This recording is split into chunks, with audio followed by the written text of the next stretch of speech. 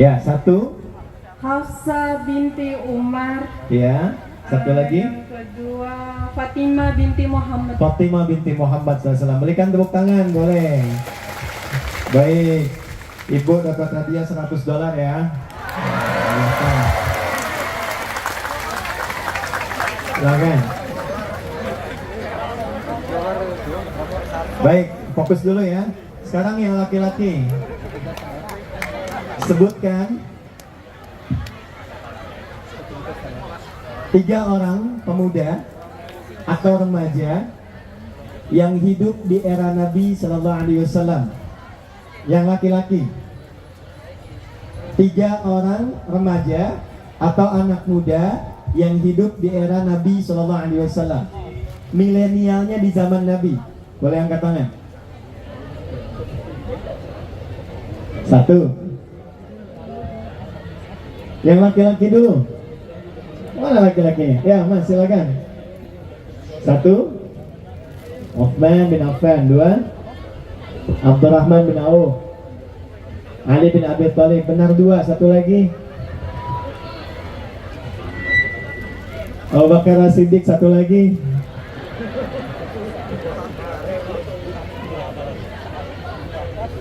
Umar bin Khattab. Ya, bolehlah, nggak apa-apa ya, Mas. Baik. Ya, pelan-pelan sini.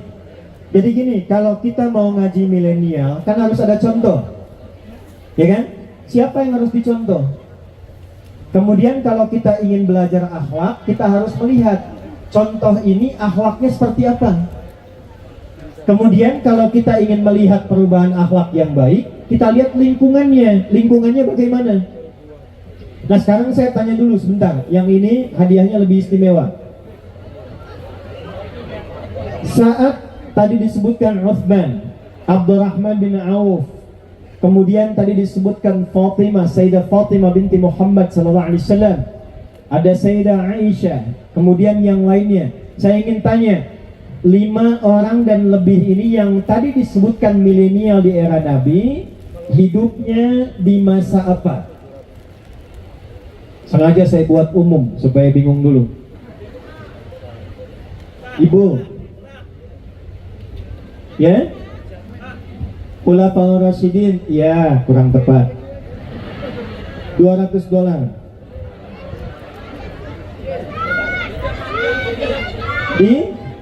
Tolong berikan mic-nya. Baik. Zaman jahiliyah. Apa itu jahiliyah? Masih bodoh, masih tertinggal. Tertinggal dari apa? Dari kemajuan teknologi. Ada teknologi apa di zaman itu? Enggak kayak zaman sekarang gitu, Ustaz. Gak kayak zaman sekarang. Iya. Zaman sekarang kenapa? Zaman sekarang kemajuan teknologinya sangat pesat, Ustaz. Baik. Ya nggak apa-apa lah, $200. Ayo, Mas. Udah, lihat sini. Sekarang hadiahnya simpan dulu ya. Kelima yang disebut tadi, kurang lebih tadi 5 orang, tinggal di zaman yang namanya disebut dengan jahiliyah. Namanya apa? Tahu artinya jahiliyah tidak? Jahiliyah itu gabungan dari 2 sifat. 1, jahlun, keperbuatannya. 2, jahilun, menunjukkan kepada orangnya. Kalau 2 ini digabungkan, jahlun dengan jahilun, maka muncul karakter yang ketiga namanya jahiliyah. Jahlun asalnya bila disebutkan dalam bahasa Arab, sifat yang menunjukkan pada sesuatu yang menyimpang. Bodohnya itu bukan bodoh tidak pintar, bukan. Yang pintar banyak. Abu Lahab itu pintar, Abu Jahal itu pintar. Bahkan namanya itu viral dengan nama Abul Hakam namanya dulu.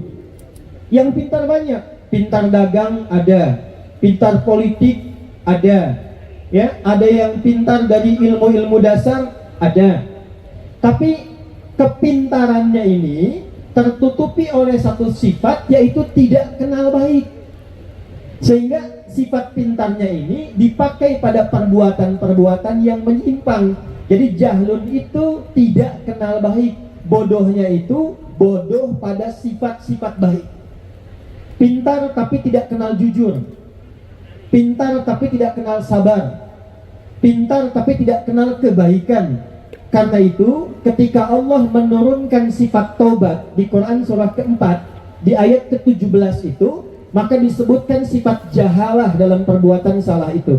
Innamat taubatu 'alallahi lilladzina ya'maluna su'a bijahalatin. Sungguh taubat yang diterima oleh Allah itu adalah taubat dari orang yang berlaku kriminal, berbuat tindakan jahat karena jahalah. Dia bodoh, tidak tahu tentang kebenaran dan kebaikan. Jadi karena nggak tahu baik, para pelakunya jahil, melakukan semua jenis perbuatan yang tidak baik. Itulah eranya disebut dengan jahiliyah. Jadi kalau teman-teman ingin tahu di mana berkumpulnya semua bentuk perbuatan tingkat tinggi yang buruk, itulah eranya jahiliyah. Mabuk misalnya. Saya ulang ya. Yang mabuk misalnya. Di sini ada yang mabuk nggak? Nggak ada ya. Nggak ada ya. Baik. Nah lihat sini. Kalau di zaman jahiliyah itu saking profesionalnya mabuk, yang pemula saja, pemabuk prematur, yang baru mabuk itu minimal 5 kali sehari. Ayo baca sirah itu. Itu yang paling pemula, bayangkan yang profesional.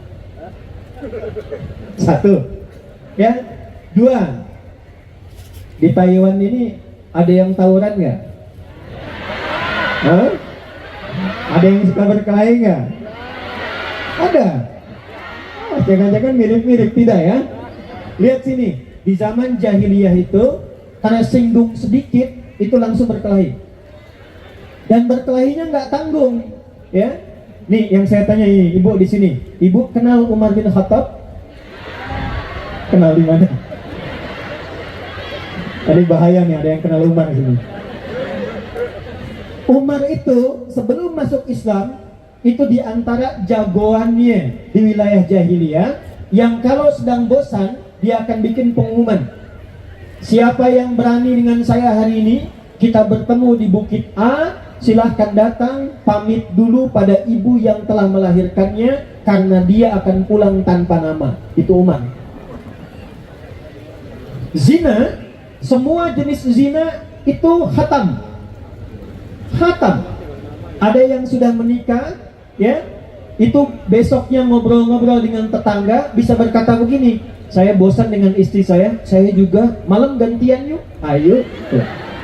Itu jahiliyah itu. Jadi Anda bayangkan kenapa disebut dengan jahiliyah? Karena semua jenis perilaku yang ada di kehidupan sosialnya itu tidak kenal baik.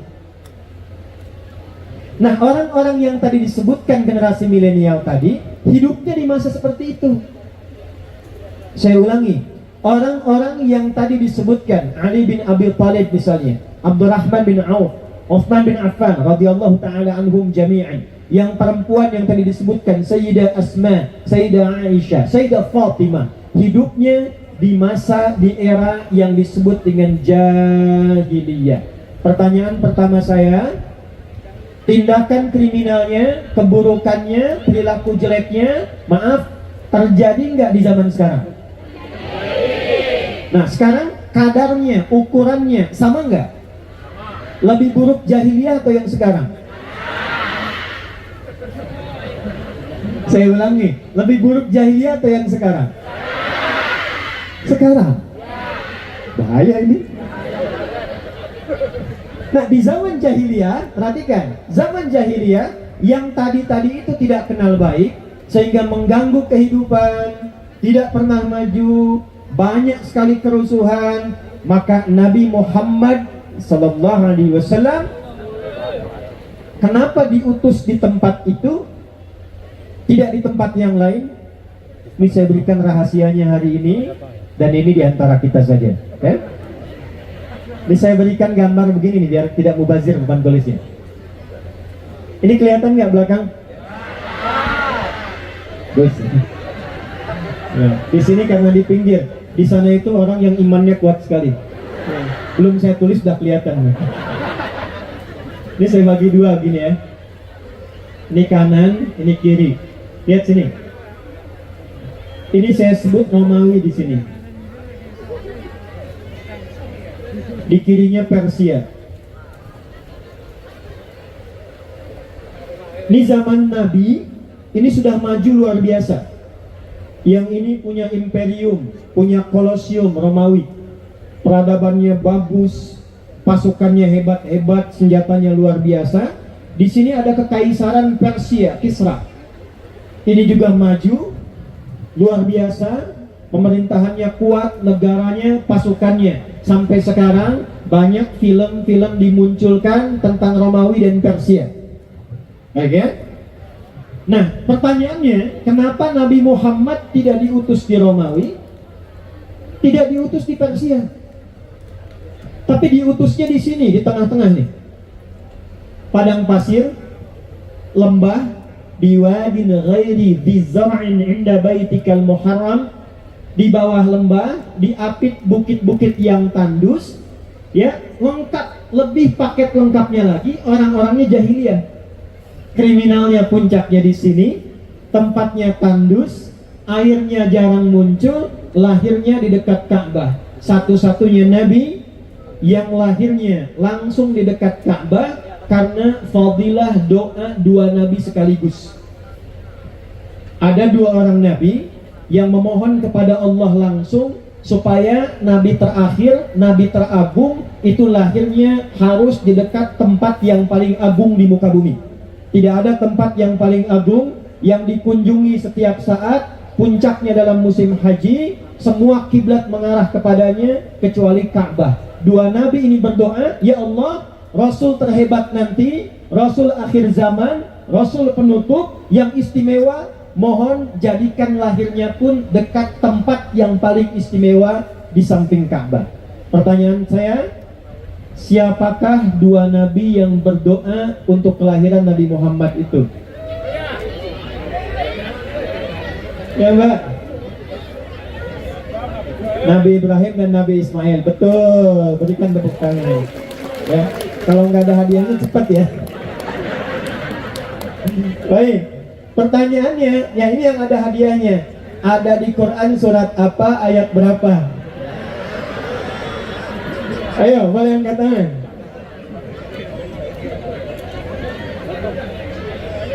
$300. Umrah. Waktu habis. Waktunya habis. Ada di Quran surat kedua Al-Baqarah di ayat 129. Perhatikan kalimatnya.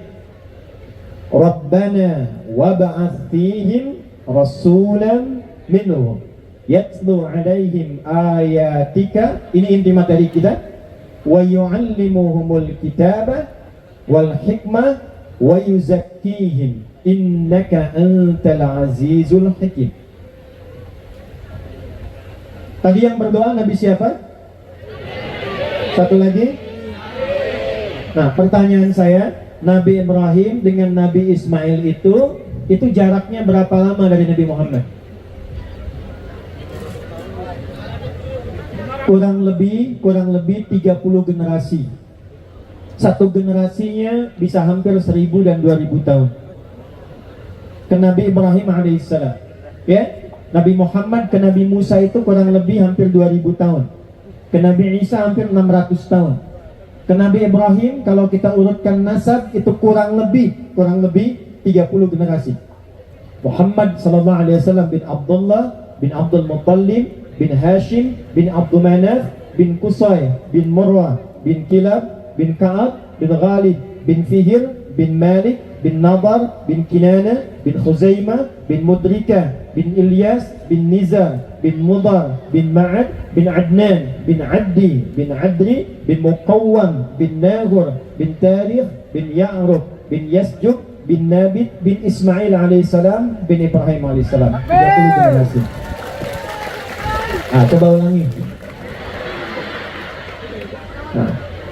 Saya mau katakan, kita harus bangga jadi umat Nabi Muhammad, Nabi yang istimewa, karena semua Nabi dan Rasul itu ingin sekali membersamai dan ikut dakwahnya beliau. Sampai-sampai mendoakan.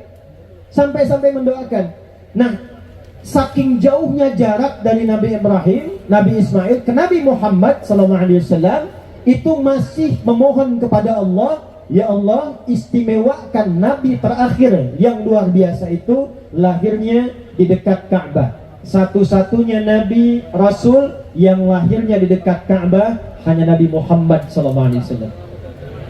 Ya, nah ini kalau ini Ka'bah di sini ada Zam-Zam sekarang.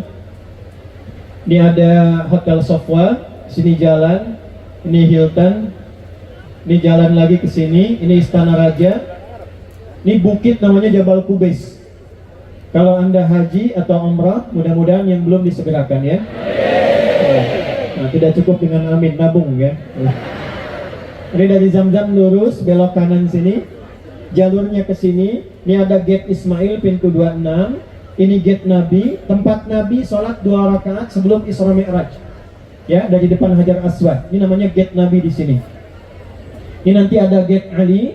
Ini Babus Salam. Babus Salam naik ke atas. Ini ada yang tangga, ini ada yang eskalator, ini ada kursi penjaga warna hijau. Lurus, di sini ada rumah yang sekarang jadi perpustakaan. Di atasnya ada bukit kecil. Dari Jabal Qubais ke sini, Anda lewat, ini ada Istana Raja, ini ada posnya, CCTV warna putih ngadep ke sini. Ini ada kipas angin kurang lebih 35, sudah saya hitung. Sampai ke ujung, ke sini 150 meter, inilah rumah Nabi dilahirkan, Maulid Nabi. Tidak ada satu Nabi pun yang lahir di dekat Ka'bah kecuali Nabi Muhammad SAW.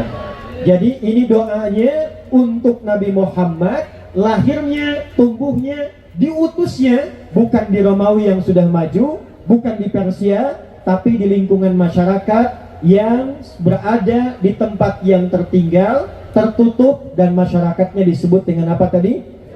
Jahiliyah. Sekarang lihat sini, saya mau cepat saja. Ini jahiliyah.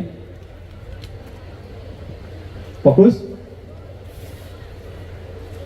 Tiba-tiba dibimbing oleh Nabi, dibina oleh Nabi, dari mulai Mekah, saya cepat, sampai ke Yathrib jadi Madinah, kurang lebih periodenya 20 tahun.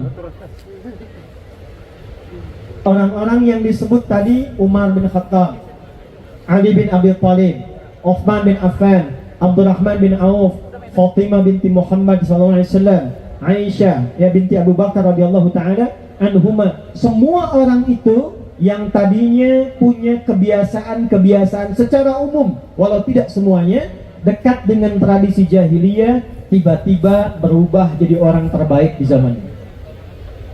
Umar tadi, ya, biasa tantangin orang, senang tampil dengan kekuatan, ngajak duel hampir tiap waktu, satu-satunya sahabat yang pernah jualan Tuhan, bahkan muter-muter. Kalau yang lain bikinnya dari kayu, asnan, ada yang bikin dari batu, watan, autan, beliau bikin dari roti. Ya, Umar itu visioner. Saat orang bikin dari kayu, beliau bikin dari roti. Yang nggak pernah orang bikin, kepikiran sama Umar. Tidak ada orang pernah jualan Tuhan terbuat dari roti pada masa itu kecuali Umar. Makanya nanti saat masuk Islam, kadang sedih sendiri, kadang senyum sendiri. Ketika ketawa sendiri, orang tanya, ya Amirul Mukminin, wahai Amirul Mukminin, kenapa engkau tertawa? Saya ingat dulu saya jahiliyah pernah jualan Tuhan dari roti. Saya keliling-keliling musim panas, belum ada yang beli. Wa ana jau'an, dan saya lapar. Tiba-tiba saya dudukkan Tuhan saya katakan, ya Lata a'dzirini an-naja'i, ya Lata Tuhanku, maafkan saya lapar banget, saya pinjam dulu tangannya, nanti saya ganti lagi. Sampai selesai jualan, Tuhannya habis saya makan. Itu kata Umar. Siapa yang pernah dengar Abu Dzar Al-Ghifari? Pernah dengar? Abu Dzar Al-Ghifari. Pertanyaannya, siapa nama aslinya? Jundub bin Junada.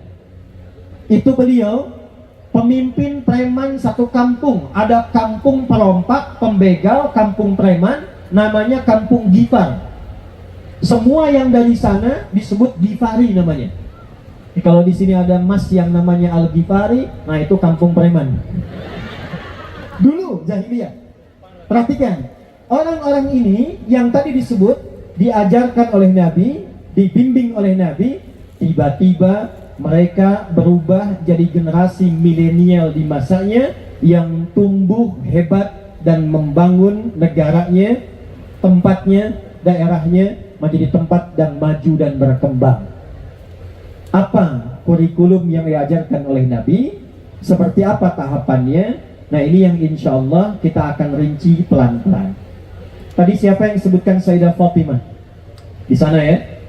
Sayyidah Fatimah itu, para teman-teman yang muslimah, akhwat, beliau bukan hanya dikenal putri Nabi, tapi silahkan Anda cek sejarah, beliau diantara satu-satunya sahabat perempuan putri Nabi yang juga pakar di bidang keperawatan. Sayyidah Aisyah radhiyallahu ta'ala anha, selain hafal 2210 hadis dari Nabi, beliau juga satu-satunya perempuan sahabiah yang pakar di bidang kedokteran. Utsman bin Affan, Abdurrahman bin Auf, pakar di bidang manajemen bisnis. Dalam 2 tahun itu jadi orang terkaya di Madinah nomor 2. Setelah itu nomor 1. Saya pernah riset kekayaan Abdurrahman bin Auf setelah Nabi meninggal. Kalau diukur dengan ukuran sekarang, valuasi sekarang, kurang lebih hartanya 14.000 triliun. Abdurrahman bin Auf saja. Modalnya dari pakaian. Tapi diajarkan oleh Nabi, ya, tuntunan berkehidupan, tiba-tiba berubah jadi orang paling hebat di masanya. Saya akan sampai pada 2 bagian lagi. Perhatikan, saya contohkan dulu satu kejadian. Setelah itu saya keluarkan pedomannya, baru kemudian kita pelajari langkah-langkahnya. Mudah-mudahan pulang dari pengajian ini kita bisa berubah menjadi lebih baik dan membangun daerah kita insya Allah. Ya. Yuk kita mulai. Saya ambil contoh Abdurrahman bin Auf dulu ya, karena tadi disebutkan oleh kawan kita. Beliau sebelum masuk Islam kaya tidak? Saya ulangi, kaya tidak? Kaya. Perhatikan, beliau kaya. Dan kaya itu standarnya dibagi 3. 1, kaya. 2, kaya banget. 3, kebangetan kayanya. 3 ya. Nah, sebelum masuk Islam itu kaya, hartanya banyak, terpandang. Dan termasuk di antara tokoh yang diberikan kesempatan untuk memberikan masukan bagi masyarakat saat itu. Ada tempat di depan, kalau sekarang Hilton yang lama, di depan masjid, sekarang jadi toilet. Itu satu tempat berkumpulnya 100 orang paling berpengaruh di masa itu. Abdurrahman bin Auf kemudian masuk Islam, ingin ikut hijrah ke Yathrib yang kelak jadi Madinah. Maka oleh orang-orang Quraisy pada masa itu dipersilahkan ikut hijrah, tapi ditawari begini, kalau kamu tidak ikut Muhammad, tidak ikut ajaran Muhammad, tetap tinggal di sini, kami angkat jadi orang nomor 1 paling kaya di lingkungan masyarakat sini, jahiliyah, dan ditempatkan jadi orang yang terhormat, hartanya ditambah, orang paling kaya jadi orang terhormat. Saya mau tanya sebentar, kalau di sini teman-teman yang laki-laki yang ikhwan, kalau ada yang bilang begini, keluar dari Islam, saya berikan harta jadi orang nomor 1 paling kaya di Taiwan. Kira-kira pilih kaya atau pilih tetap muslim? Pilihannya gini nih, paling gampang ya. Ya. Kaya tapi murtad atau pas-pasan tapi muslim? Nggak ada pilihan ketiga. 2 aja tuh. Hah? Awas tuh. Udah. Ya, Abdurrahman bin Auf memilih, nggak apa-apa, saya berangkat, harta diambil, besok lusa harta bisa dicari, tapi iman belum tentu bisa diganti. Ya, bikin status tuh. Lihat sini. Maka beliau dibiarkan tidak diganggu, ya, tidak disakiti. Silahkan berangkat, tapi harta kamu kami rampas semua. Jadi nggak mudah. Makanya bersyukur tinggal di Taiwan. Terima kasih ya pada lingkungan sekitar, pemerintahannya, pejabat-pejabatnya, bisa sholat dengan nyaman, ya, bisa ada tempat yang baik. Nah, nanti cara berterima kasihnya tidak dengan tepuk tangan, dengan merubah sikap kita jadi lebih baik. Ya, di sini saya keliling beberapa negara, belum tentu mendapatkan kenyamanan seperti ini. Ada orang mau sholat susah, ada orang mau sholat pura-pura duduk di taman. Ini Anda jarak sedikit ketemu musola, mau sholat enak, difasilitasi. Kalau dengan seperti ini belum mampu berbuat baik, perlu diberikan apa lagi? Maka pada masa itu, mau masuk Islam saja, itu hartanya dirampas. Maka beliau bertekad, gak apa-apa, saya berangkat ke Yathrib. Jaraknya 400 kilo dari Mekah. Dulu tidak ada mobil, tidak ada kendaraan, tidak ada kereta cepat. Pilihannya hanya jalan kaki saja. Naik kendaraan kalau punya uang, uangnya dirampas. Suami oke, istri ditanya, kamu istrinya pilih, mau ikut suami, kami harta semua akan kami ambil, kami rampas, silahkan berangkat dengan pakaian yang melekat di badan saja. Tapi kalau memilih tinggal di Mekah, putus dari suami, harta suami akan diberikan, ditambah, dan diberikan kesempatan, silahkan pilih pemuda paling ganteng di Mekah, pernikahannya akan difasilitasi. Sebentar yang para pria ya, nih ibu-ibu nih ya, juga yang teman-teman yang muslimah yang belum menikah, kalau diberikan pilihan bagi yang menikah, ikut suami berangkat keluar tapi harta tinggal semua dirampas, bawa pakaian saja, atau tinggal tapi diberikan harta tambahan, boleh pilih menikah dengan pemuda manapun, difasilitasi pernikahannya.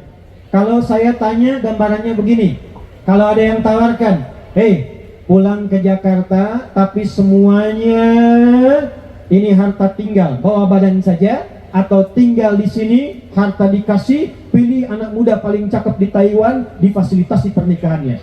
Pilih mana? Ikut suami atau tinggal? Saja. Protes tuh. Dah. Anda mau berkata apapun, tetap kadang tidak bisa kita menghilangkan satu kebiasaan yang sulit untuk ditepis. Ternyata istrinya Abdurrahman bin Auf memilih tinggal di Mekah. Kenapa tepuk tangan? Berangkat suami, istri tinggal. Pertanyaan saya bukan itu. Lihat, dari kaya jatuh fakir, bukan miskin lagi. Dari kaya jatuh fakir. Kalau miskin masih punya pekerjaan, tapi hasilnya belum mampu memberikan kehidupan yang layak. Kalau fakir sudah nggak punya pekerjaan, untuk kehidupan pun tidak mudah. Fakir. Tapi apa yang terjadi? Beliau berangkat kemudian ke Yathrib, ke Madinah. Hebatnya orang Madinah, mereka menyambut orang-orang yang hijrah muhajirin dengan sifat sesuai kebutuhannya. Misal Bu, datang haus, diberikan disambut oleh orang bawa minuman. Datang lapar, disambut oleh orang bawa makanan. Nah, menyambut sesuatu sesuai kebutuhannya itu disebut dengan nasir. Jamaknya disebut dengan ansor. Kenapa kaum ini disebut dengan ansor? Bukan hanya menolong, bukan hanya baik, tapi dia menolong sesuai dengan kadar kebutuhannya. Butuh minum, bawa minum. Butuh makan, bawa. Nah, ini orang kaya jatuh fakir, maka disambutnya oleh orang paling kaya di Madinah. Perhatikan kata-katanya. Akhil karim atau kama qala, sami'tu annaka kunta ghaniyan. Saya dengar Anda pernah kaya. Kalau ingin kaya lagi, ambil setengah harta saya. Saya dengar Anda ditinggalkan oleh istri. Kalau ingin menikah lagi, pilih perempuan paling cantik di Yathrib ini, di Madinah. Sekalipun bagian keluarga saya akan fasilitasi pernikahannya. Gantian ya. Kalau Anda jadi Abdurrahman bin Auf pada saat itu, datang ke Madinah ditawari, kalau ingin kaya, kata orang paling kaya di masa itu, ambil setengah harta saya. Kalau pengen nikah lagi, pilih perempuan paling cantik di Madinah, sekalipun keluarga saya fasilitasi pernikahannya. Pertanyaan saya, Anda terima atau tidak ditolak sama sekali? Makanya saya katakan Anda terima atau tidak ditolak sama sekali. Apa jawaban Abdurrahman bin Auf? Perhatikan, beliau ternyata di luar dugaan, ditawari 2, dijawab 2. Jazakallahu khaira, semoga Allah balas kebaikan Anda. Arini ainal aswaq, cukup tunjukkan kepada saya di mana pusat bisnisnya, di mana pasarnya, biarkan saya berusaha dengan modal petunjuk Nabi yang telah diajarkan pada saya. Anda bayangkan, ditawarkan setengah harta dari orang kaya, beliau tolak dengan cara yang halus. Beliau ingin buktikan petunjuk Nabi, ajaran Nabi kalau dipraktekkan membuat saya jadi lebih baik, perilaku saya baik, dan kekayaan saya pun akan kembali menjadi baik. 2 tahun setelah itu jadi orang paling kaya di Madinah. Nah sekarang petunjuknya apa? Ini akhir materi kita. Perhatikan kalimatnya. Balik ke Al-Baqarah ayat 129, saya cepat. Rabbana wab'ath fihim rasulan minhum yatlu alaihim ayatika. Nah ini rahasianya. Tadi saya sampaikan, saya ingin menyampaikan rahasia. Ini rahasianya. Ya Allah, mohon utus nanti seorang nabi yang hebat, yang unggul, lahirnya di dekat Ka'bah, dan dia mengajarkan pada umatnya ayatika, ayat-ayatmu. Saya tanya pada teman-teman, Nabi dapat ayat tidak? Saya ulangi, Nabi dapat ayat tidak? Saya ulangi, Nabi dapat ayat tidak? Yang dapat, yang jawab dapat, berapa ayat? Ayo, berapa ayat? Sini, yang sini. Nabi dapat ayat dari Allah, berapa ayat? Berapa? 6.666. Ya, kurangi dikit aja. Berapa lagi? 6.300. Lebih dikit. Nah, 6.236 hasil googling tuh. Benar ya Mas ya? 6.236. 6.236 ayat. Pertanyaan saya yang ini, Mas. 6.236 itu disebut apa namanya? Kalamullah. Apa lagi? Bisa? Ada ilmu dan lain sebagainya. Intinya apa? Al-Quran. Nah, ibu dapat $100 belakang. Tapi karena infonya dari Mas ini dulu ya Bu ya.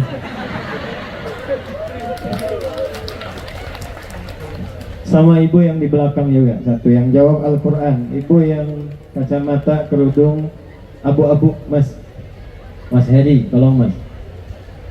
Belakang. Terima kasih Bu, sama-sama. 6.236 ayat. Nah ini ilmu jarang dipelajari, jarang dikaji.